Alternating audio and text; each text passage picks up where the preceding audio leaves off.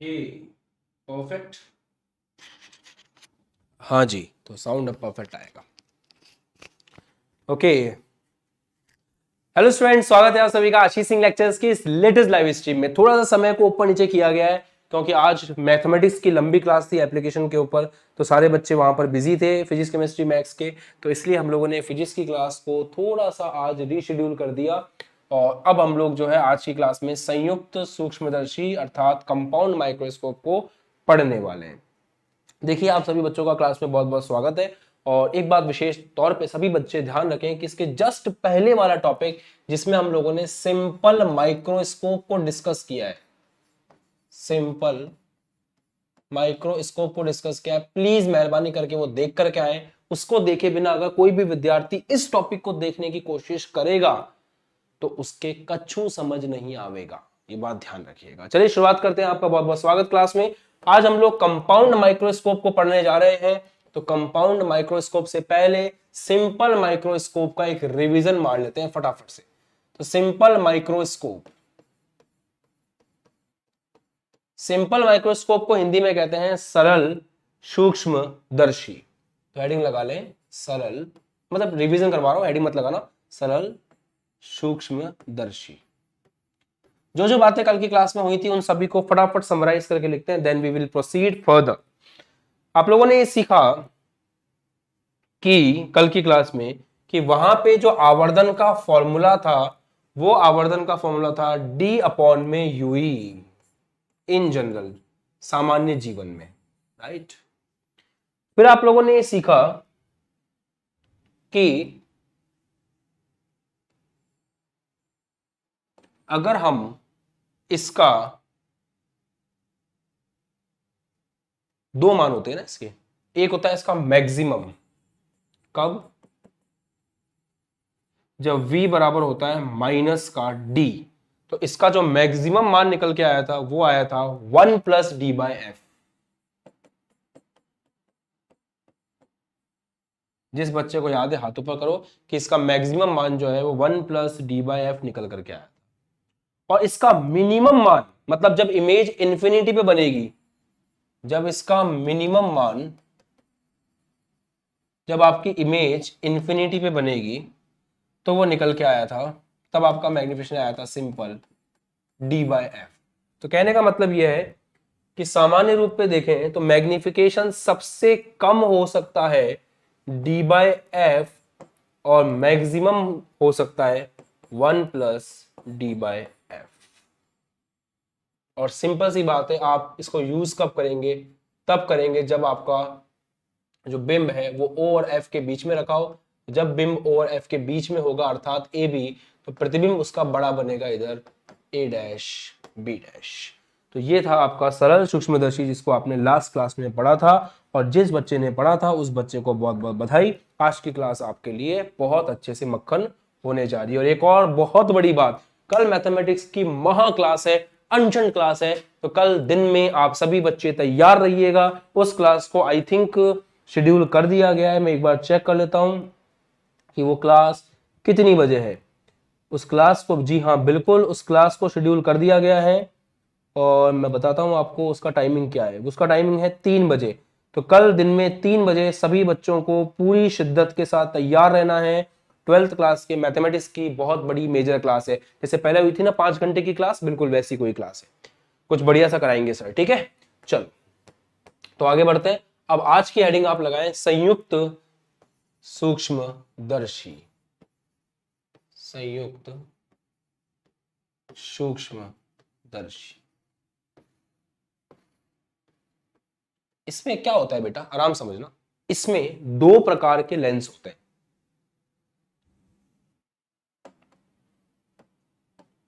Topic बहुत खूबसूरत है ये ना। इसमें 2 प्रकार के लेंस होते हैं, एक लेंस हीरा, एक लेंस हीरा।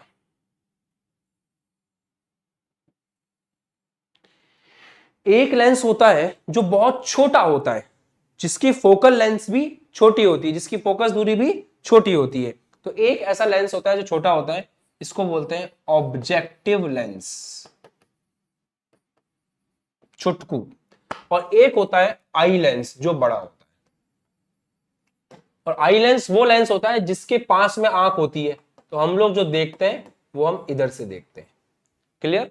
चलिए, हम यहां पर जो ऑब्जेक्ट रखते हैं, देखना कहां रखते हैं, बहुत सिंसियरली करना सब चीजों को, ठीक है। हम यहां जो ऑब्जेक्ट रखते हैं वो ऑब्जेक्ट इस ऑब्जेक्टिव से इतनी दूरी पर रखते हैं कि इसका प्रतिबिंब, मतलब ये फोकस के इधर रखते हैं। तो आपने अगर पढ़ रखा हो प्रतिबिंब निर्माण तो आपको ये बात पता होगी कि जब एक लेंस के फोकस से दूर सी और एफ के बीच में जब आप बिंब को रखते हैं, ये आपका बिंब है ए बी, तो जब आप फोकस और सी के बीच में, एफ और सी के बीच में रखते हैं, तो ऐसे केस में प्रतिबिंब उस तरफ बनता है और प्रतिबिंब थोड़ा सा बड़ा बनता है। तो यहां पर प्रकाश किरण सीधी जाएगी, ऐसे गुजरेगी, यहां से प्रकाश किरण यूं गुजरेगी और इनका प्रतिबिंब यहां बनेगा ऐसे। और ये प्रतिबिंब प्रकाश किरण कहां से गुजरती है? फोकस से गुजरती है। तो ये पॉइंट कौन सा होगा? फोकस पॉइंट होगा। ये कौन सा पॉइंट होगा बेटा? फोकस पॉइंट होगा। हालांकि हमको इसके फोकस से मतलब नहीं है, हमें किस चीज से मतलब है आप वो समझिएगा डायरेक्ट। इसका प्रतिबिंब ऐसे बन रहा है, इस बिंब का प्रतिबिंब यहां पर ऐसे बन रहा है कि ये प्रतिबिंब ए डैश बी डैश इस दूसरे वाले लेंस के फोकस के अंदर है। ये आई पीस का फोकस है, मतलब इसका जो फोकस है उस फोकस के अंदर है। कम ऑन यार, देखो टॉपिक बहुत ज्यादा सिंपल है, बस इसको हमको जबरदस्ती कॉम्प्लिकेटेड नहीं करना है, अदरवाइज आपको समझने में दिक्कत होगी।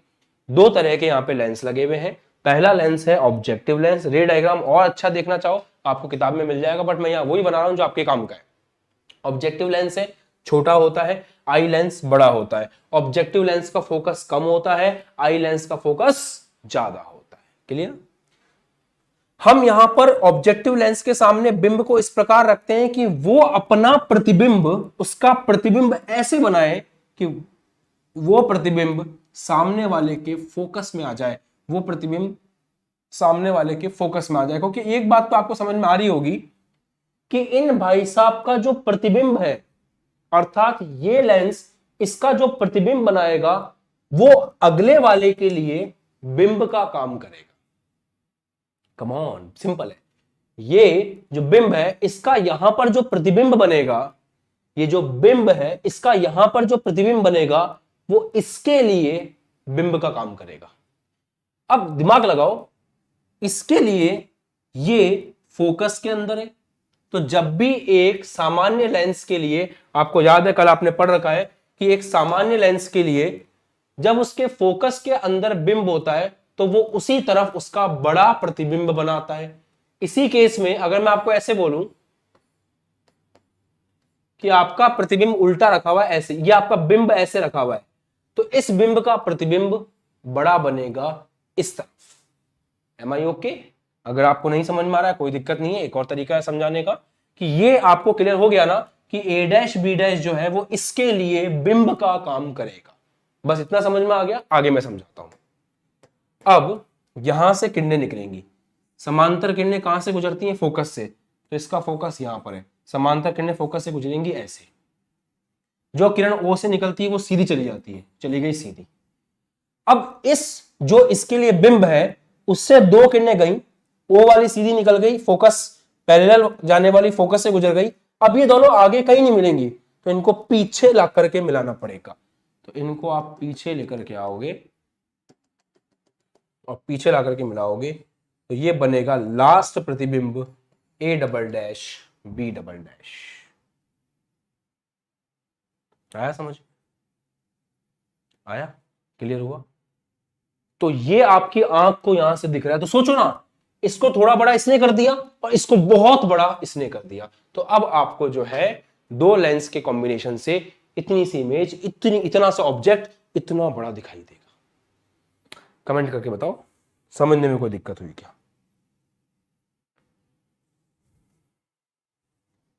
कमेंट करके बताएं समझने में किसी भी प्रकार की कोई समस्या है क्या आपको?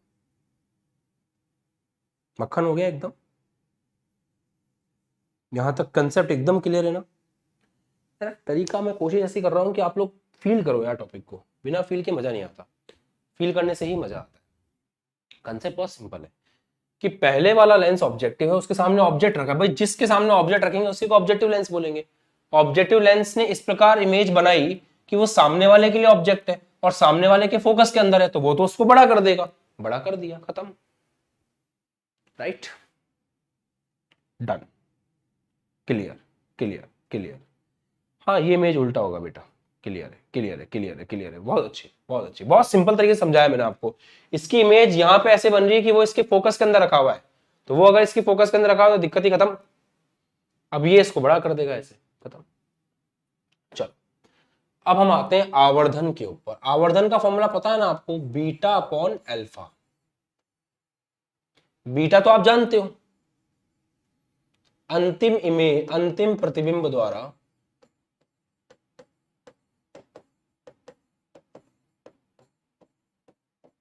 नेत्र पर कोण, राइट। दूसरा बिंब द्वारा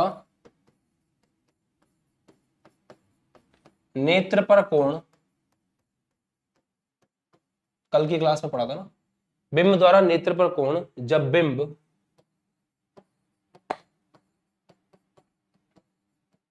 डी दूरी पर रखा हो। तो अल्फा निकालने में तो दिक्कत ही नहीं है। क्यों नहीं है दिक्कत? क्योंकि अल्फा लगभग बराबर होगा tan अल्फा के, और कंडीशन क्या है अल्फा की, कि आंख से डी दूरी पर आपका बिंब रखा होना चाहिए। बिंब की ऊंचाई एचओ मान लो, तो यहां से tan अल्फा कितना आ गया आपका, एचओ अपॉन में कैपिटल डी। ये तो हम लास्ट लेक्चर में भी कर चुके हैं। मेन कहानी है बीटा निकालने, क्योंकि बीटा निकालने के लिए हमें डायग्राम में जाके देखना पड़ेगा कि आपका अंतिम प्रतिबिंब जो है वो कितना एंगल बना रहा है ना बेटा। और इस बात को समझने के लिए आपको क्या करना पड़ेगा, इस बात को समझने के लिए आपको लास्ट लेक्चर देखना पड़ेगा। इसलिए मैंने कहा था जो भी बच्चा लास्ट लेक्चर देख के नहीं आया होगा उसको लेक्चर समझने में अत्यंत कठिनाई का सामना करना पड़ सकता है। वन सेकेंड वाली कोई बात ही नहीं है इसमें यार। वन सेकेंड मैंने 2-3 बार 4 बार तो बार बार समझा दिया आपको एक ही चीज, कि जो बेटा जी आपका बिंब है उस बिंब का प्रतिबिंब इसने ऐसे बनाया कि वो प्रतिबिंब सामने वाले लेंस के फोकस के अंदर आ रहा है, अंदर आ रहा है, तो वो उसको और बड़ा कर देगा। फोकस के अंदर आ रहा है ना तो उसको और बड़ा कर देगा, फोकस के अंदर आ रहा है ना उसको और बड़ा कर देगा, बस। फिर कहानी आई कि भाई हम m कैसे निकालें, मैग्निफिकेशन कैसे निकालें, आवर्धन कैसे निकालें। तो आवर्धन निकालने का सिंपल सा सूत्र है बीटा अपॉन अल्फा। बीटा का मतलब समझाया, अल्फा का मतलब समझाया। अब सारी कहानी अपन को बीटा के लिए खेलनी है, तो पूरा फोकस आप लोग यहां कर लो तो ज्यादा मजा आ जाएगा। देखो tan बीटा जो है, उस बीटा को आप अप्रोक्सीमेटली क्या लिख सकते हो, tan बीटा। ये छूट तो आपको है, अब ध्यान देना, इधर आ जाओ। दो तरीके हैं बीटा निकालने के, फिर से जैसे कल आपके पास 2 ऑप्शन थे, आज भी 2 ऑप्शन है। देखो आंख से ये जो कोण बना रहा है, तो एक ट्रायंगल आप ये ले सकते हो, इससे आपका बीटा निकल सकता है। क्योंकि देखो पहले एक बात समझो, बीटा कौन सा एंगल है, ये वाला एंगल है बीटा। क्यों क्यों है ये बीटा? ये सीधी रेखा है, ये सीधी लाइन है बिल्कुल। अगर आपको सीधी लाइन नहीं दिख रही हो तो मैं आपको बता दूं ये सीधी लाइन है। अब क्या होता है कभी कभी भावनाओं में बह के हम लोग लाइन टेढ़ी कर देते हैं, बाकी लाइन एकदम सीधी है ये, क्योंकि यहां से जो प्रकाश किरण जा रही है बिल्कुल सीधी जा रही है ऐसे, ठीक है। और डायग्राम परफेक्ट नहीं है तो आपको टेढ़ी लग सकती है समझने में ना, बट पॉइंट क्या है, ये जो प्रतिबिंब है यही तो एंगल बन रहा है। आंख, ये रही आंख, ये रही आंख, इस आंख को यहां ले आओ, तो आंख से कितना एंगल बन रहा है प्रतिबिंब का, कम ऑन यार समझो। आंख से कितना एंगल बन रहा है प्रतिबिंब का, आंख से कितना एंगल बन रहा है प्रतिबिंब का, आंख से बीटा एंगल, ये वाला एंगल बन रहा है। इस एंगल को निकालने के 2 तरीके हैं, या तो ये वाला ट्राइंगल ले लो कंप्लीट, वापस से कलर चेंज करेंगे, ऐसे थोड़ी है, गेम पूरा खेलेंगे। आप एक काम करो, ये वाला ट्राइंगल ले लो। इस ट्राइंगल में क्या होगा, tan बीटा बराबर लंब बटा आधार, लंब बटा आधार। और अगर ये वाला ट्रायंगल नहीं चाहिए हो तो ये वाला ट्रायंगल भी ले सकते हो। एंगल तो वही है, ट्रायंगल तो वही है, चाहे तो इस ट्रायंगल से निकालो चाहे इस ट्रायंगल से निकालो, एंगल तो वही है ना, जैसे कल था। तो अगर इस ट्रायंगल से निकालें तो इस ट्रायंगल से अगर खेलें तो टेन बीटा कितना आ रहा है, लंब बटा आधार, लंब ए डैश बी डैश, आधार क्या होगा यही सोचना है। आधार सोचो, आधार होगा ओबी डैश, ओबी डैश, ये हो गया आपका टेन बीटा। किसी बच्चे को समस्या, यहां बैठे हुए किसी भी बच्चे को समस्या, यहां बैठे हुए किसी भी बच्चे को समस्या। और एक बात ध्यान देना, हाँ सूक्ष्मदर्शी में उल्टा दिखाई देगा, एक बात ध्यान रखना, ये चीजें तब समझ में आती हैं जब हम लोग सारे लेक्चर्स को लाइन से देखते हैं। जितने होमवर्क आपको दे रखे हैं करने के लिए आपने सारे कर रखे हैं, आपको पूरा अपवर्तन का आइडिया है। मैंने आपको कहा था कि पिछले साल की प्लेलिस्ट से आप जाकर के 10th क्लास के पाप धो लेना अपने, लेंस से प्रतिबिंब निर्माण, ये सब आपका पढ़ा होना चाहिए, तब ज़्यादा अच्छा समझ में आता है। फिलहाल आप कैलकुलेशन देख लो, जब आप वो चीज़ पढ़ के वापस इसको पढ़ोगे मजा आ जाएगा आपको। वापस से एक बार दोबारा खेलते हैं। मैंने आपको ये बोला कि अगर आपको ये एंगल चाहिए तो एक ट्राइंगल तो आप ये ले सकते हो टेन बीटा के लिए, उसमें हो जाएगा लंब बटा आधार, बड़ी बड़ा ट्राइंगल है, एक ट्राइंगल ये ले लो छोटा वाला, तो लंब ए डैश बी डैश, आधार क्या हो जाएगा ओ बी डैश। अब दिमाग लगाओगे थोड़ा तो एक बात समझ में आएगी कि ये जो ए डैश बी डैश है ना, आराम से, ये जो ए डैश बी डैश है ना, वो इस लेंस के लिए बिंब है, बताया था। इस लेंस के लिए बिंब है ये, इस लेंस के लिए प्रतिबिंब है ये, पर इस लेंस के लिए बिंब है ये और प्रतिबिंब है ये। तो बिंब की दूरी, गंदी बात, बिंब की दूरी किस लेंस के लिए, आईपीस के लिए यूई कहलाएगा। तो यहां से यहां तक की दूरी यूई कहलाएगी। और पता है इस दूरी को क्या बोलेंगे, यहां से यहां तक की दूरी को, इस लेंस ने इसका जो प्रतिबिंब बनाया, इस लेंस की अपने प्रतिबिंब से दूरी वीओ कहलाएगी। भैया बहुत आराम से समझो, बहुत मक्खन कंसेप्ट है, बहुत मक्खन कंसेप्ट है। इसका ये जो बिंब है ना, इस बिंब की दूरी, किसका बिंब है, ऑब्जेक्टिव का, यूओ। इसका प्रतिबिंब कहां बना, ये रहा, तो प्रतिबिंब की दूरी ऑब्जेक्टिव की वीओ। इसका बिंब कौन है, ये रहा, तो इसकी बिंब से दूरी इसका यूई। इसका प्रतिबिंब कहां है, ये है, तो यहां से यहां तक की दूरी वीई कहलाएगी, ये वाली। Is that okay? मक्खन, कतई जहर मक्खन। आदर्श बेटा आपको पुराने लेक्चर वापस देखने पड़ेंगे तभी समझ में आ पाएगा। ये सेकंड लास्ट टॉपिक है इस चैप्टर का, तो थोड़ा टफ तो होगा। चलो आगे खेले अब। तो यहां से हमें समझ में आया ए डैश बीटा, यहां से क्या लिख सकते हैं अपन, यहां से अपन लिख सकते हैं टेन बीटा बराबर ए डैश बी डैश अपॉन में यू। क्लियर? तो यहां से आ गया ए डैश बी डैश अपॉन में यू। एक चीज समझ में आनी चाहिए। अब एक गेम और खेलते हैं यहां पर, ठीक है? वन मोर गेम, लिखना मत कॉपी के अंदर ऐसे एग्जाम में, मैं तो आपको ऐसे ही समझाने के लिए, थोड़ा सा रोमांचक बनाने के लिए टॉपिक को ऐसे लिख रहा हूं। एक और गेम खेलते हैं।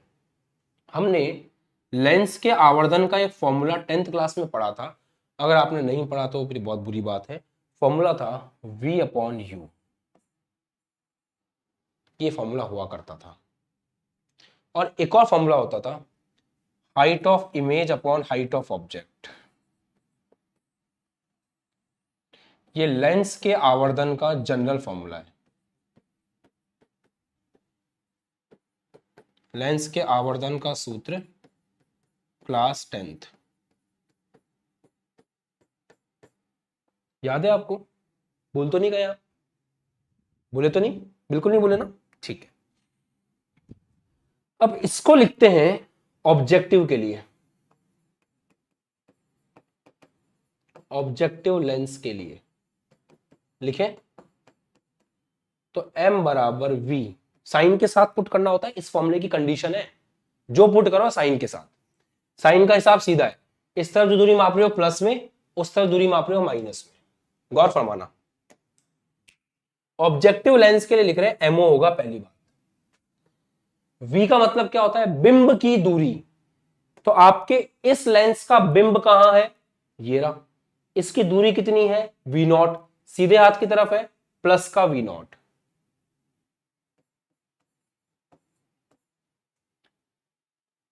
इसका बिंब कौन है, ई रहा, ए बी, उल्टे हाथ की तरफ है, माइनस का यू नॉट, यू की जगह आएगा माइनस का यू नॉट।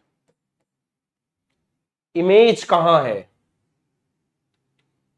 इसकी इमेज है नीचे, इसकी इमेज है नीचे, नीचे मतलब माइनस, ऊपर मतलब प्लस, ऊपर की सभी दूरी पॉजिटिव, नीचे की सभी दूरी नेगेटिव, माइनस का A dash B dash upon object की ऊंचाई अर्थात बिंब की ऊंचाई, बिंब ऊपर है, प्लस का ए बी। तो ये हमने अकेला ऑब्जेक्टिव लेंस के लिए ये चीज लगा दी। हमने अकेले ऑब्जेक्टिव लेंस के लिए आवर्धन का सूत्र लगा दिया, हमने अकेले ऑब्जेक्टिव लेंस के लिए आवर्धन का सूत्र लगा दिया, ये है।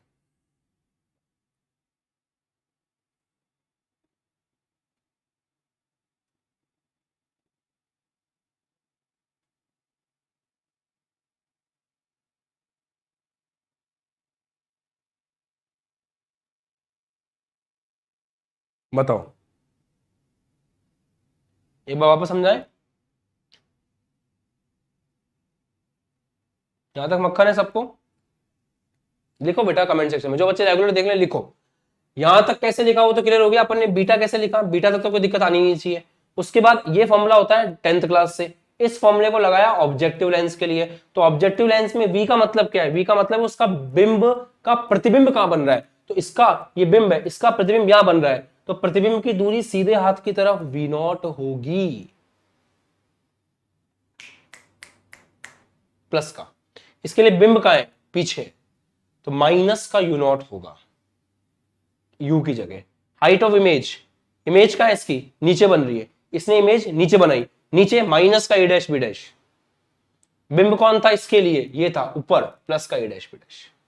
यहां से माइनस हट जाएगा, यहां से आप लिखो ए डैश बी डैश कितना आ रहा है, यहां से ए डैश बी डैश आपका निकल के आ रहा है A B into V not upon U not, A B into V not, A B into V not upon U not. यहां से ए डैश बी डैश कितना आ रहा है, A B upon A B into V not upon U not.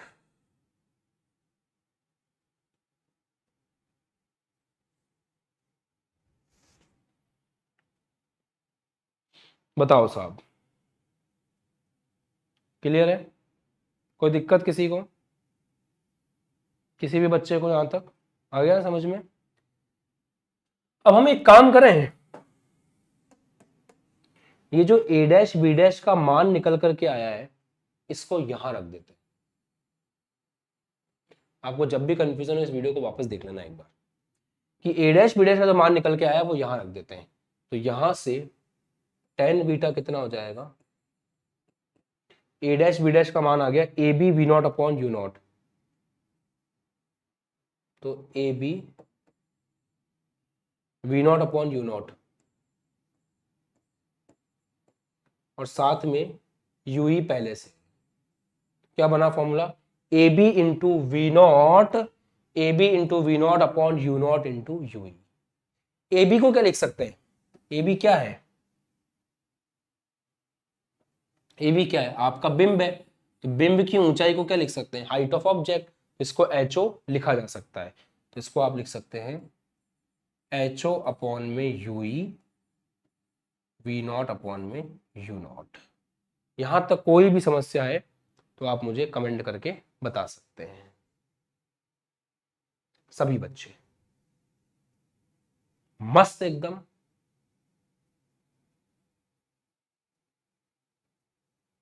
बताओ, ठीक है, done सबको? अभी अपने पास क्या निकल के आया है, टेन बीटा निकल करके आया है। अब अपन को जब आवर्धन निकालना होगा तो अपन क्या करेंगे, tan beta upon tan alpha, क्योंकि आवर्धन में आपको पता है tan beta upon tan alpha करना पड़ता है। तो tan अल्फा कहां से निकालते हैं, ये सब जानते हैं। tan अल्फा निकालने का बहुत सिंपल तरीका है। tan अल्फा का मतलब होता है कि जब आपका बिंब रखा हो d दूरी पर, जब आपका बिंब रखा हो d दूरी पर, तो उसी को हम बोलते हैं tan अल्फा। उस समय जो अल्फा होता है, एंगल होता है, वो tan अल्फा होता है। लास्ट क्लास में आपने पढ़ रखा है, तो लास्ट क्लास से आप जानते हैं कि जब आपका बिंब रखा हो, यहां रख देता हूं साइड में इसको, कि जब आपका बिंब रखा हो डी दूरी पर, तो उस समय जो एंगल होता है, आंख के ऊपर जो एंगल बन रहा होता है वो एंगल, गंदी बात, आंख के ऊपर जो एंगल बन रहा होता है वो एंगल क्या होता है, अल्फा। तो tan अल्फा ऐसे निकल के आता है। तो tan अल्फा निकल के आ गया एच नॉट अपॉन डी, और tan बीटा अपन ने फॉर्मूले से और इस डायग्राम से कितना निकाल लिया, ये। अब इन दोनों का भाग लगाएंगे, तब अपने पास पूरे संयुक्त सूक्ष्मदर्शी का मैग्निफिकेशन निकल करके आएगा। स्टार्ट करते हैं, ध्यान दीजिए कैसे होगा। तो अब यहां से m बराबर आएगा tan beta upon tan alpha. पुरानी क्लास देख लेना अच्छे से 2 बार। tan बीटा कितना tan बीटा, ये रहा H not V not upon, अभी एक्सप्लेन और कर दूंगा, H not V not upon, गंदी बात, ऊपर लिखो, H not V not upon U E into U not, U E into U not divide by tan alpha कितना है, H not upon D, H not upon D. Solve करो तो ये हो जाएगा H not V not upon U E into U not into D upon में H not. क्या करें, एच नॉट से एच नॉट कट गया, ये बचा V not upon U E into, ये ऐसे लिख सकते हो इसको आप, V not upon U not into D upon U E. ये आपका m निकल करके आ गया V not upon U not into D upon में यू। अब दिमाग लगाओ, V not upon U not क्या होता है, ऑब्जेक्टिव लेंस का आवर्धन।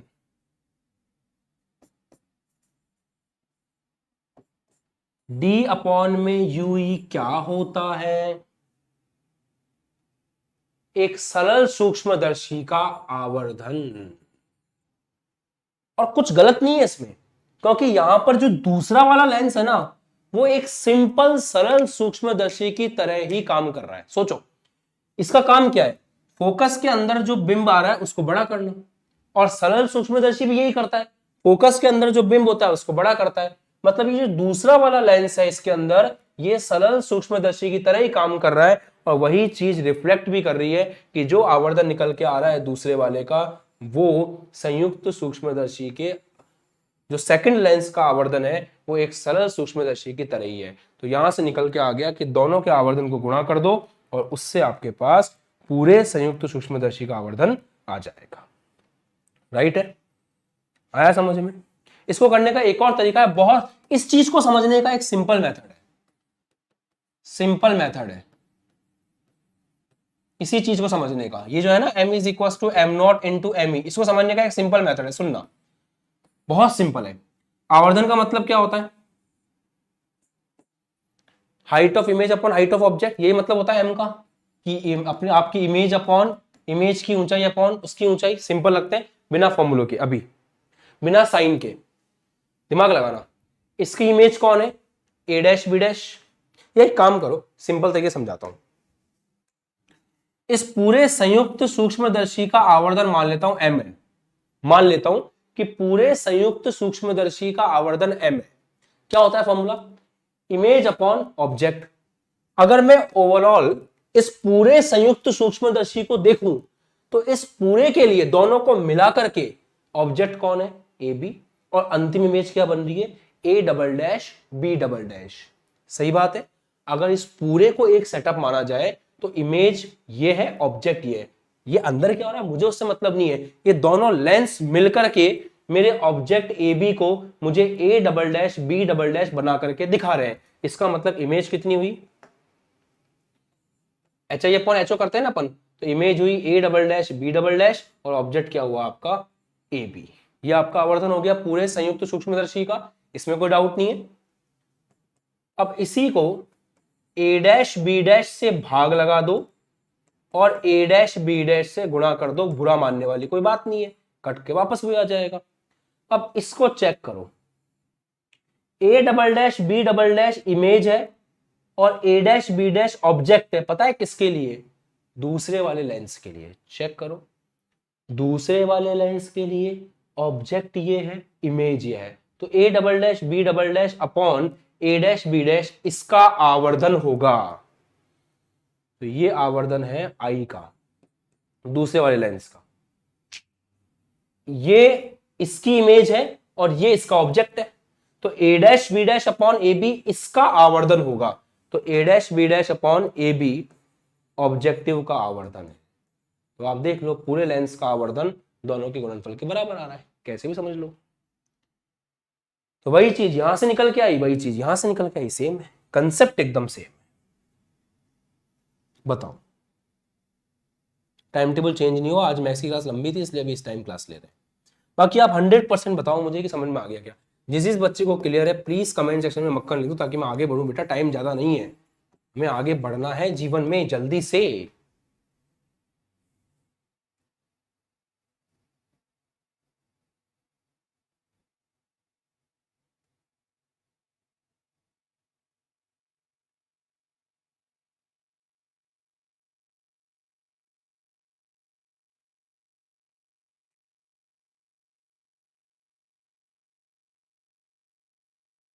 ठीक है, मक्खन मक्खन मक्खन, बढ़िया। चलो अब इसमें अपन दो केस लेंगे। अब इसमें m का मान कितना निकल के आ रहा है आप खुद चेक कर लो। m का मान निकल करके आ रहा है v not upon U not D upon U E, V not upon U not D upon में यू ई। अब अपन दो केस लेंगे। केस नंबर 1, कल वाला केस, जब आपका v हो माइनस का d, मतलब जब आपका आवर्धन मैक्सिमम हो। कल का केस याद है ना आपको? जब ऐसा होगा तो आप खुद दिमाग लगाओ। आप फॉर्मूला किसके लिए लगाओगे? इसके लिए लगाओगे ना। तो u कितना है? u ही है, तो u तो है माइनस का u ही। v कितना है? आप ये चाह रहे हो कि ये जो इमेज है वो आंख से 25 सेंटीमीटर पे बन जाए। तो कल आपने लॉजिक सीख रखा है कि अगर 25 सेंटीमीटर पे इमेज बनेगी तो सबसे बड़ी होगी, माइनस का डी। सही है। फोकस क्या होगा इसका? पॉजिटिव। क्यों? क्योंकि इसके लिए कौन सा फोकस काम में आ रहा है? आगे वाला। तो उस डायरेक्शन का फोकस काम में आ रहा है पॉजिटिव। यूई नेगेटिव इधर का है, डी नेगेटिव इधर का है। लगाओ फॉर्मूला। फॉर्मूला क्या होता है पता है ना? फॉर्मूला पता है ना सबको? फॉर्मूला सबको पता है ना? क्या होता है फॉर्मूला? 1/f बराबर 1/v माइनस 1/u। लगाओ 1/f प्लस का एफ ई 1/u कितना है? माइनस का डी 1/u माइनस का यू ई, ये हो जाएगा प्लस का यू ई। तो 1/ प्लस का यू ई आ जाएगा 1/f प्लस 1/d, और f किसका है? ई का है। तो ये मान उठा करके यहां रख दो 1/u की जगह। तो क्या निकल के आएगा? ये m is equal to V not upon U not into D. ऐसे कैसा? 1/u की जगह आएगा 1/f प्लस 1/d। अब एक काम करो, d को अंदर भेज दो, तो V not upon U not 1 plus D upon में एफ। ये लो, ये होगा मैक्सिमम आवर्धन।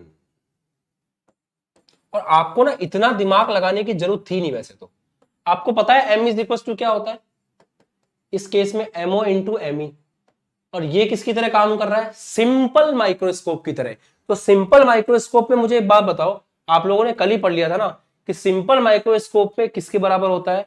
Maximum 1 plus D by F के बराबर। तो बस आपको कुछ नहीं करना था, यहां सिंपल माइक्रोस्कोप वाले सेक्शन में आपको ME की जगह क्या लिखना था? 1 प्लस डी अपॉन एफ। और दूसरा वाला लेंस काम कर रहा है सिंपल माइक्रोस्कोप की तरह, तो दूसरे वाले लेंस की फोकल दूरी लिखनी थी। चाहे कान ऐसे पकड़ो, चाहे डायरेक्ट ME के केस को पुराने वाले केस उठा के कर दो, बात एक ही है। कोई फर्क नहीं पड़ेगा उससे।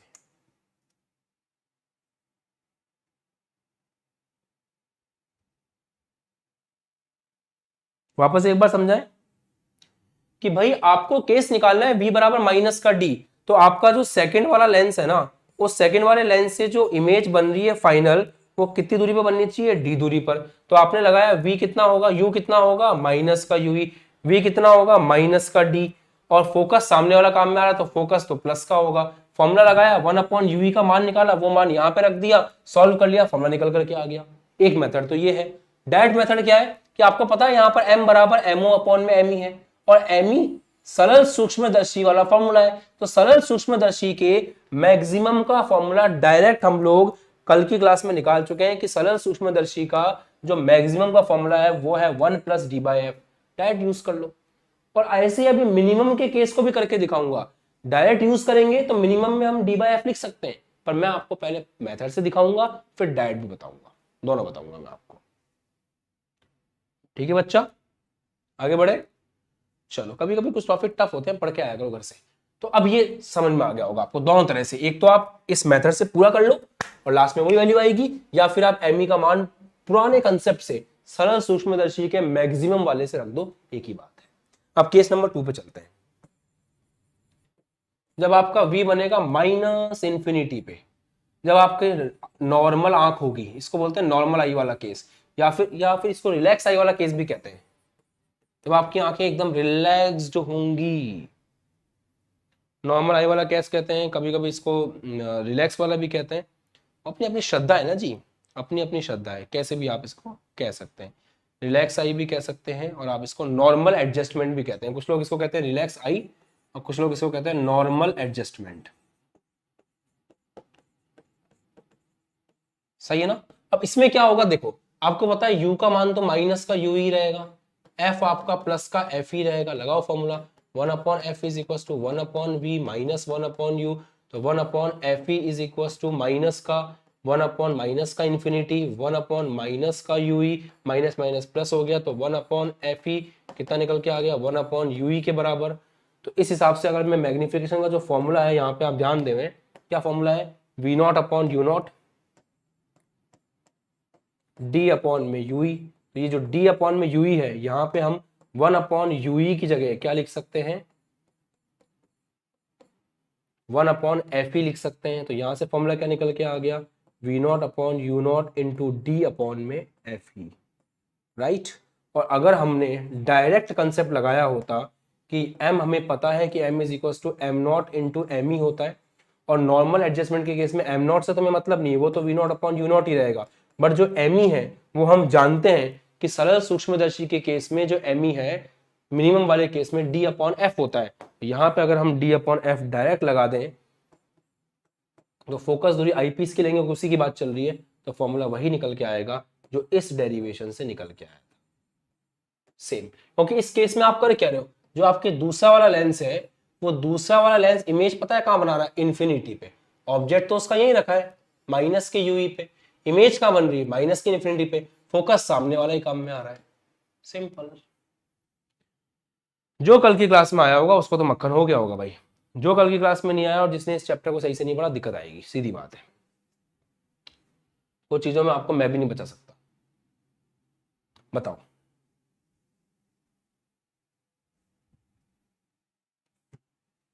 आगे बढ़े। अब आपने ये सीखा आज की क्लास में कि संयुक्त सूक्ष्मदर्शी के केस में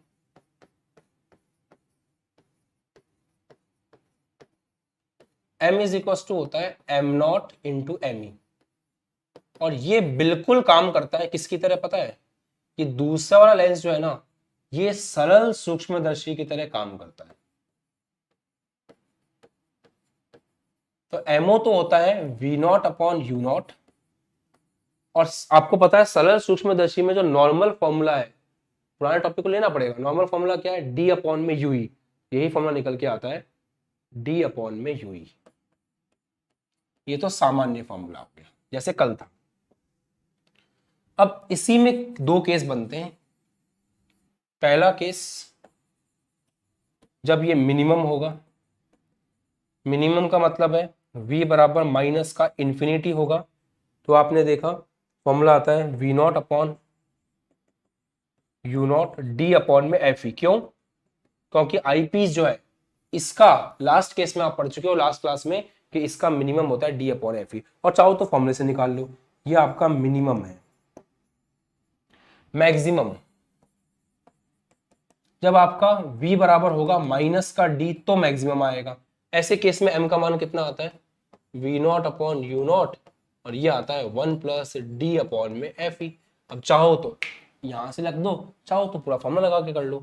तो इस केस में संयुक्त सूक्ष्मदर्शी के केस में जो m है उसका मिनिमम मान है v not you not upon D upon में एफ ई, और उसका अधिकतम मान है v not you not 1 plus D upon में एफ ई। एकदम कूल वे में मैंने आपको ये टॉपिक क्लियर कर दिया है, एकदम कूल वे में, एकदम कूल वे में। और इसको बोलते हैं रिलैक्स आई, और इसको बोलते हैं स्ट्रेन्ड आई। आंखों पे तनाव रहता है इस टाइम, क्योंकि पास का ऑब्जेक्ट देख रहे होते हैं, और इसमें अनंत का देख रहे होते हैं तो रिलैक्स रहती है। डन है बेटा? समझ में आ गया अच्छे से? और यहाँ एक और चीज है, लेंथ ऑफ ट्यूब। सुनना,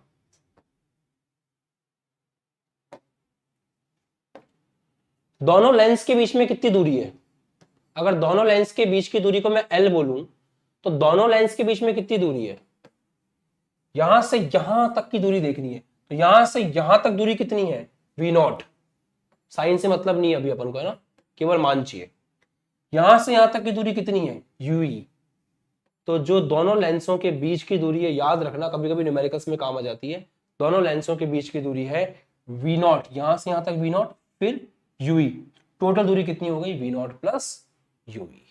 दैट्स इट। तो ये टॉपिक मेरी तरफ से आज का समाप्त होता है। इस टॉपिक का कंक्लूजन आपके सामने, इस टॉपिक की समरी आपके सामने ये लिखी हुई है, और इस टॉपिक को अपना भरपूर प्यार दीजिएगा। अब एक टॉपिक और बचेगा, उसके बाद ये चैप्टर खत्म है, और फिर हम लोग जो है चुंबकीय क्षेत्र वाले चैप्टर पे वापस लौट जाएंगे, और फिर हम लोग चुंबकीय क्षेत्र वाले चैप्टर को म से मक्खन करेंगे। और चुंबकीय क्षेत्र वाला टॉपिक ऐसा पढ़ाऊंगा कि आप याद ही करोगे। एक एक कंसेप्ट को मक्खन करेंगे अपन इसी चैप्टर की तरह, राइट? बस आज आपको क्या करना है, आपको मैं होमवर्क दे रहा हूं। अब आपकी कल तो मैथमेटिक्स की बहुत लंबी अनशंट क्लास होगी, तो आपको वो क्लास जरूर देखनी है। दूसरा, मैं आपको एक होमवर्क दे रहा हूं कि जितने वीडियो मैंने इस सेशन में करा दिए वो तो ठीक है, इसके अलावा 2020-21 के अंदर जो ऑप्टिक्स पढ़ाई गई थी, उस ऑप्टिक्स के सारे वीडियो जो इस सेशन में नहीं दिखे आपको, वो सारे आपको प्लेलिस्ट से जाकर के कवर करने हैं। ये आपका होमवर्क है। मैंने बीच में भी कुछ लिंक दिए थे, आज ये पूरी प्लेलिस्ट आप चेक कर लेना। 2020-21 की ऑप्टिक्स की प्लेलिस्ट पे जो कुछ भी करवा रखा है वो सारा आपको कवर करके रखना है, रखना है, रखना है। ये आपका होमवर्क है, राइट?